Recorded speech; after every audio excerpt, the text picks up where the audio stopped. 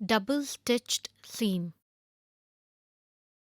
लगभग सभी पोशाक आमतौर पे स्ट्रेट सीम यानी सीधे सीम से बनते हैं। स्ट्रेट सीम में हो सकता है कि कपड़ा खुल जाए क्योंकि इसे सिर्फ एक बार ही सिला जाता है। इसे रोकने के लिए और मजबूत करने के लिए सीम को एक और स्ट्रेट स्टिच दिया जाता है, पहले स्टिच के बिल्कुल नजदीक। इसलिए इसे दो बार सिलने के नाते इसे डबल स्टिच सीम कहते हैं।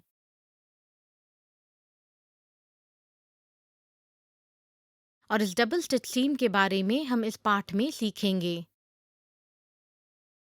उद्देश्य: इस पाठ के अंत में आप डबल स्टिच सीम की पहचान कर पाएंगे, डबल स्टिच सीम सिल पाएंगे।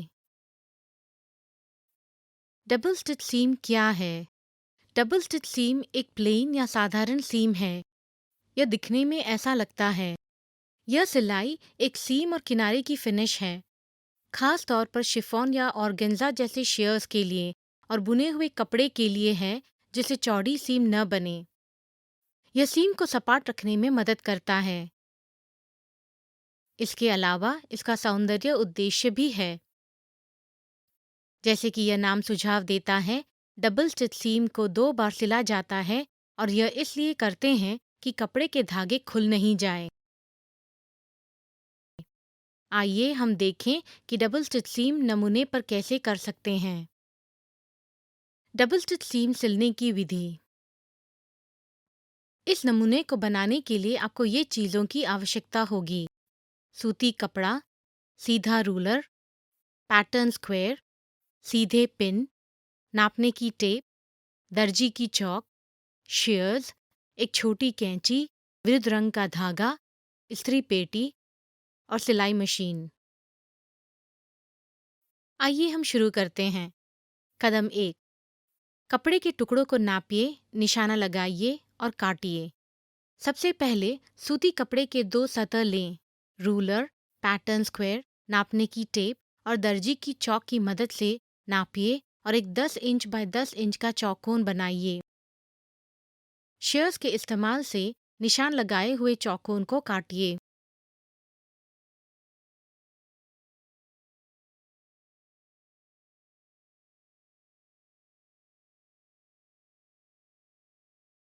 कदम 2: सीम अंतर पर निशान लगाइए। अब कपड़े का एक टुकड़ा लीजिए और उसकी उल्टी बाजू को ऊपर रखते हुए टेबल पर रखिए। एक सीधे रूलर, नापने की टेप और दर्जी की चौक की सहायता से कटे हुए किनारे के साथ साथ 1 इंच के सीम अंतर का निशान लगाइए।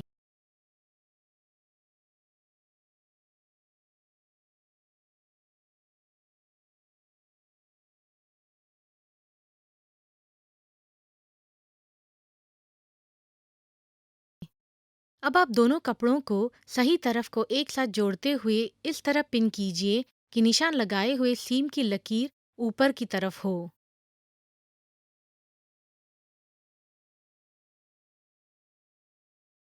कदम 3: सीम की सिलाई कीजिए। अब हम सिलाई शुरू करेंगे। रिवर्स स्टिच लीवर दबाइए और रिवर्स स्टिच के साथ शुरू कीजिए ताकि सीम खुले नहीं। रिवर्स स्टिच लीवर को छोड़िए और सीम लाइन से सटक के साधारण सिलाई कीजिए।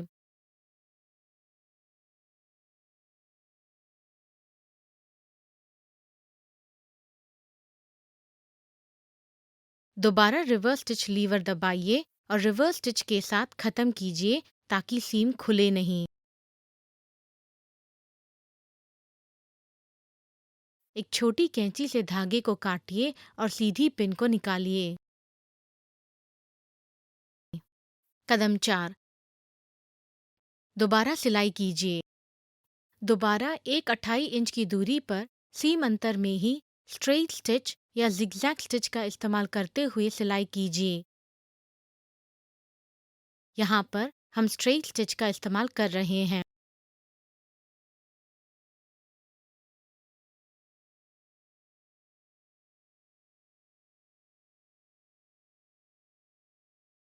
एक छोटी कैंची से धागे को काटिए और सीधी पिन को निकालिए।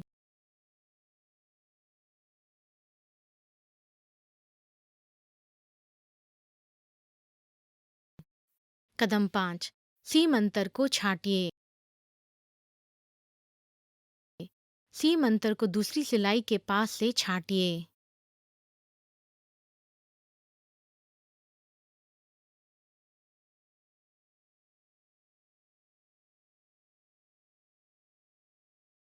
कदम 6, सीम अंतर को इस्त्री कीजिए। एक इस्त्री पेटी से सीम लाइन को इस्त्री कीजिए। फिर कपड़े को खोलिए ताकि कपड़े के सही तरफ एक साथ अब नहीं हो। अब सीम अंतर को एक तरफ करके इस्त्री कीजिए। अब आपका डबल स्टिच सीम का नमूना तैयार है। कृपया ध्यान दें कि हम विरुद्ध रंग का धागा दिखाने के लिए इस्तेमाल कर रहे हैं, सिर्फ इसलिए कि वह साफ पता चले, लेकिन आमतौर पर हम कपड़े से मिलते जुलते रंग के धागे का इस्तेमाल करेंगे। इसके साथ हम इस पाठ के अंत में आ चुके हैं। आइए हम याद करें कि हमने इस पाठ में क्या सीखा है। डबल स्टिच सीम एक साधारण सीम है। यह सीम भी है और किनारे की फिनिशिंग भी। इससे सीम को सपाट रखने में मदद मिलती है। इसमें 2 बार सिलाई की जाती है ताकि कपड़े का किनारा खुले नहीं। इसमें एक सौंदर्य दृष्टिकोण भी है। डबल स्टिच सीम सिलने की विधि। आइए हम स्थूल कदम याद करें। कदम 1, नमूने कपड़े के टुकड़ों को नापिए, निशान लगाइए और काटिए। कदम 2, सीम अंतर पर निशान लगाइए। कदम 3, सीम की सिलाई कीजिए। कदम 4, दोबारा सिलिए। कदम 5, सीम अंतर को छांटिए। कदम 6, सीम अंतर को इस्त्री कीजिए। ये रहा आपका डबल स्टिच सीम। अब आपने डबल स्टिच सीम के बारे में सब कुछ सीख लिया है।